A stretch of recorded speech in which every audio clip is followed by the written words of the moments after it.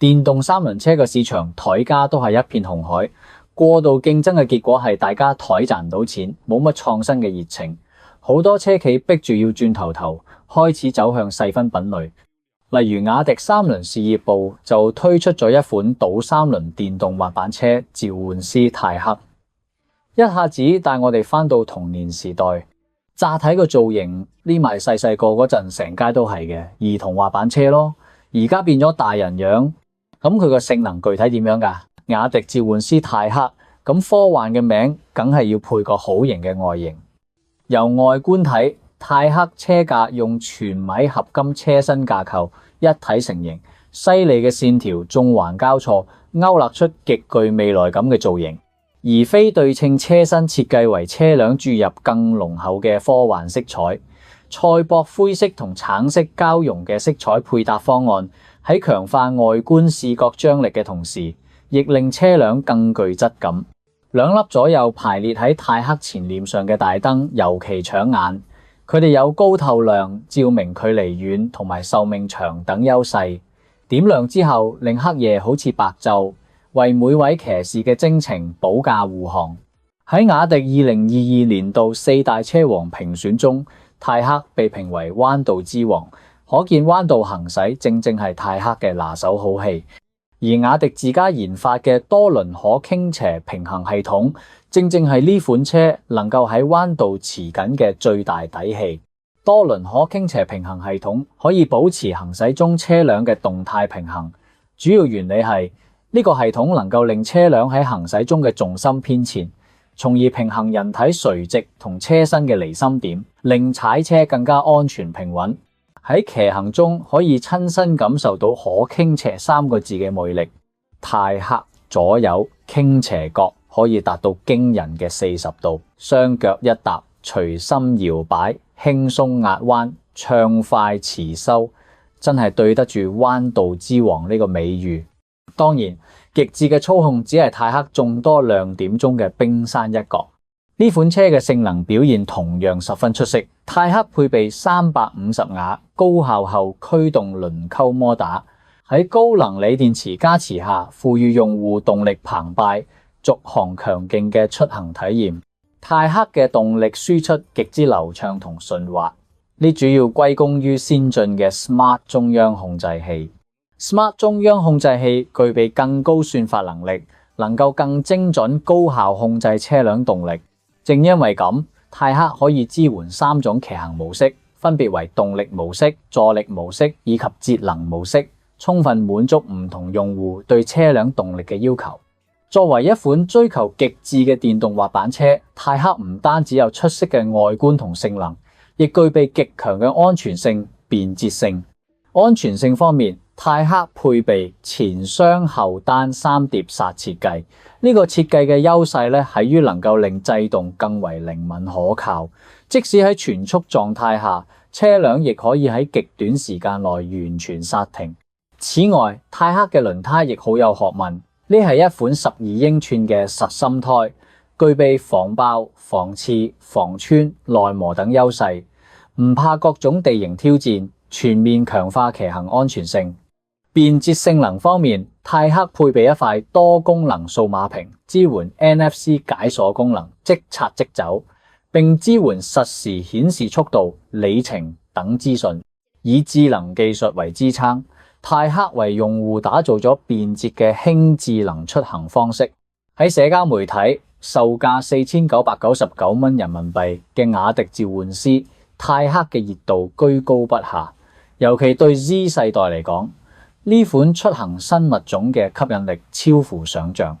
大量用戶喺線討論，能夠充分說明呢款車廣闊嘅市場前景。如果話電動化時代嘅來臨為全球交通出行帶嚟更多嘅可能，咁身兼行業領袖者嘅雅迪就以創新精神為呢個全新嘅時代鼓起咗前進風帆，用科技創新令億萬人享受美好出行。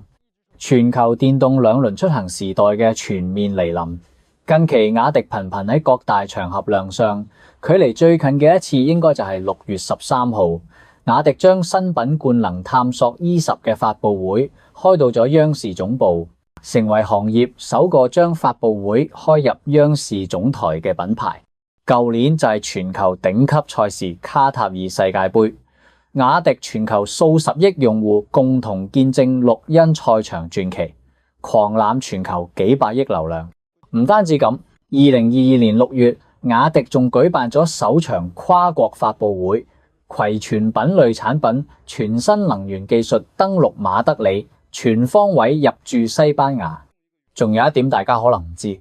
，2022年度意大利米蘭國際兩輪車展、歐洲單車展、德國兩輪車展，呢幾個全球頂級嘅兩輪盛會，雅迪全部都去晒。喺國內兩輪車進入全量時代嘅今日，呢啲高調嘅動作最終指向咗雅迪嘅全面出海，而越南正正係雅迪出海嘅第一站。2014年7月，雅迪進駐河內市張美縣富爾工業區，廠區有8000平方米，電動車嘅月產能為 12000 部，為深耕越南市場提前佈局產能。2019年10月20號，雅迪宣布佢喺越南北江嘅生產基地正式投產，呢係中國兩輪電動車品牌首次喺海外建立生產基地，實現咗生產基地、供應鏈、經銷商網絡嘅垂直一體化經營。雅迪越南基地佔地超過2萬平方米，集生產、倉儲、辦公等功能於一體。2019年呢個基地只有一條生產線，年產能20萬台。而未來幾年內呢，雅迪打算增至4條生產線，年產值提升到50萬台。點解係越南？2019年越南總人口9700幾萬，而全國電單車保有量早就超過咗4500萬輛，可以話平均每2個越南人就有1架電單車。喺全球提倡環保嘅大潮下，交通工具電動化嘅趨勢將會係唔可逆轉嘅。而基數越大，電油車轉電單車嘅滲透率就會越大。越南數千萬嘅電單車保有量將釋放出極具潛力嘅南海市場。對於雅迪嚟講，越南係撬動成個東南亞市場嘅一個支點。未來雅迪仲會以越南基地為橋頭堡，輻射東南亞市場7億人口，為佢哋帶嚟更多高科技嘅綠色環保電動車產品。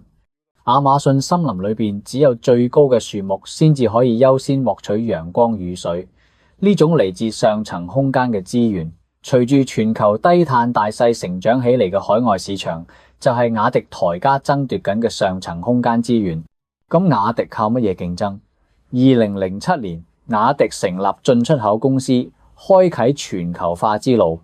呢陣時，距離雅迪成立只係得6年。呢種刻喺基因裏邊嘅前瞻性，亦為今時今日雅迪喺全球嘅競爭奠定咗基礎。目前雅迪擁有中國集團總部、德國營運中心、美國辦事處、越南分公司4大全球運營中心，全球用戶超過7000萬，門店數4萬間，產品出口全球100個國家同地區，全球銷量多年穩居第一。雅迪唔單止係第一批出海嘅電動車企業之一，仲係最早進入高端局嘅玩家。以電池為例，兩輪電動車最大嘅痛點，續航能力唔夠同電池唔耐用嘅問題，歸根到底都係電池問題。雅迪喺呢方面落足咗功夫，連續多年投入大量精力進行專項技術研發。雅迪首創嘅石墨烯電池壽命比普通鉛酸電池高出約3倍，能夠極大增加兩輪電動車嘅續航里程同產品全生命週期。雅迪首創嘅 TT 花碳纖維鋰電係目前新國標電池最大容量鋰電。2022年8月，雅迪喺無錫總部舉辦咗一場能源科技大會，現場對 TT 花石墨烯3代 Plus 電池以及 TT 花碳纖維 2.0 電池進行碾壓、冰凍、容量等極限測試，用真功夫向市場證明佢強大嘅技術研發實力。今年3月，雅迪又發佈咗華語第一代鈉離子電池極鈉1號，自此實現3駕馬車並行嘅新能源佈局。喺設計方面，雅迪亦取得咗非常漂亮嘅戰績。國內外多個權威設計獎項攞到手軟。2019年，雅迪 G5 先後贏得美國 IDEA 國際設計優秀獎、中國設計紅星獎。雅迪 G6 就獲得咗2020年德國紅點獎。雅迪冠能 E6 贏得太湖獎產品組銀獎。對雅迪嚟講，高品質從來都唔係一個概念，而係由許許多多嘅小細節匯聚而成。舉個簡單嘅例子，東南亞係比較濕熱嘅環境，紫外線又強，咁產品採用嘅油漆、防鏽、防腐蝕嘅要求就會更高。喺一啲雨水更多嘅國家同地區，唔同零部件嘅防水等級亦會相應提高。再例如，有啲國家紅色係佢哋嘅禁忌色，咁我哋喺產品設計嗰陣就會充分考慮呢個因素，避免使用禁忌色。由呢啲細微之處唔難睇出，雖然水土不服係眾多品牌出海時唔可避免嘅難題，但雅迪深明因地制宜嘅道理，深入進行屬地化調查之後，再對產品做針對性研發。呢種兼顧創新性同實用性嘅做法，唔單止獲得咗市場嘅認可，亦擦亮咗中國製造嘅招牌。今日嘅節目就到呢度啦，我哋下期節目唔見唔散。